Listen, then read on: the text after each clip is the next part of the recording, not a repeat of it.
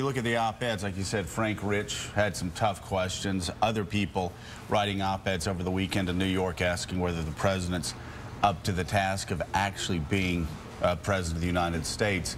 But it seems to me, Harold Ford, that the president's gone down. I'm just going to say, and I'm really happy he's been down 3 times now, twice over the past week, and I think he needs to keep going back. He's just not that good at it. Let's just say it. This president is great at many things. But as far as milling around with people and slapping people on backs and hugging like you and me do, it must be a Southern thing. He's just not that good at it. The problem is we're fundamentally dealing with a thing that we outsource to a company that does it as their specialty. We don't have a lot of ability to do this independently. We've now had 7 hearings in Congress where we've called everyone under the sun in, and we're going to keep doing that. But at the end of the day, Congress doesn't have a great oil measuring device either at our disposal. But I'm saying, why not bring... The thing is, though, we're going around trying to figure out what's Congress doing. Listen, here's the bottom line. And it's just that this is the reality of the situation. And we got a lot of friends at the White House, and they're upset because the people who come on our show, who, let me just point out, conservative websites will point to you, the vast majority are Democrats that come on this show. But the majority of people over the past week or two have been critical of the White House and the handling. They're looking for leadership, and the bottom line is a consensus among the mainstream media, the majority of whom actually supported the president during the 2008 campaign, said he hasn't stepped up to the plate. He hasn't shown the leadership. The White House hasn't shown the leadership. That is not my opinion. That is the opinion, certainly, of everybody that comes on this show, mainstream media. I'm with Anthony. I think technically he's done most things right.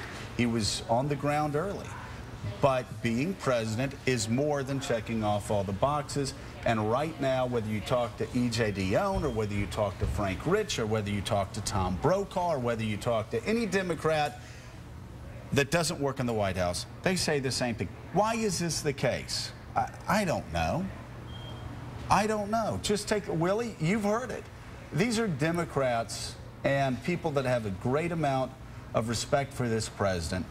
He has a deficiency in this area. This is something... Hold on. A deficiency in the area of plugging a giant underground well? Anthony, unless you're stupid, and I know you're not a stupid man, you have tried to wrench my words from their proper context. I guarantee you everybody watching understands what I was saying. I just said I agreed with you. I'm talking about making that connection, showing the leadership that when everybody's looking around saying who's in charge, that's when the president steps up. And you said it when you first came on here. The point is that what you missed a transition in what I said is that, you know, showing competence ultimately means solving the problem in this context. And the problem is not solvable by a president. So I think what everyone is reflecting is the general frustration that exists. There aren't too many op-ed editors out there saying, hey, give me something that says how great the president is doing when we have billions of gallons and billions of dollars being wasted. Right, I guess what I would say is I disagree with the consensus. I think that to some degree... The consensus of what? That the consensus that you just described. The president hasn't shown the leadership? Yeah, the consensus you just described. Really? Wait, hold on a second. Who's been supportive of how the president, the White House, has handled this crisis over the past month, other than you? Oh, well, you said that there's a consensus, and I'm just saying I disagree with it. Where is the disagreement? Help us. I don't think there's a disagreement. I think you said, I mean, I could go back and roll tape when you first got on this show just saying basically the president's done things technically right, but in this area, he's just not, when it comes to sort of taking the sort of leadership that we're used to, say, a Bill Clinton, or even a George W. Bush on top of the pile, or a Franklin Roosevelt, or a John Kennedy. With the symbolism, he hasn't quite figured out how to do that yet. Fair enough? Look, if we're going to blame... Okay, I'm sorry. I want an answer. I guess my problem is I'm not 100% sure what it is that you say he's not doing.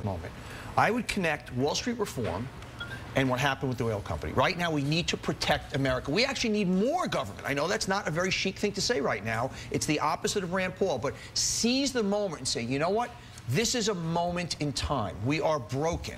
You see what happened with BP. You see what happened with the mortgage derivatives. We need to do business different in this country and just give people the hope that maybe there's something different on the horizon. Even if you don't have the answer, kind of seize the moment and say, something has got to change. Give us an example of that in leadership terms, because we start talking about this and there are people out there that will go on Twitter going, oh, it doesn't. No, that doesn't matter. Leadership is everything, and it's tone and manner. And look, I think everybody has agreed, and whether you're an Obama supporter or not, that tactically, as far as the war games, the moves, he couldn't have done much different. We agree. Maybe you have sort of pre-aging issues. You're talking about me again? Yes. Gosh, he is kicking me around today. Did I do something bad this weekend? Yes, you did. Stop with the Twitter thing. Go to sports.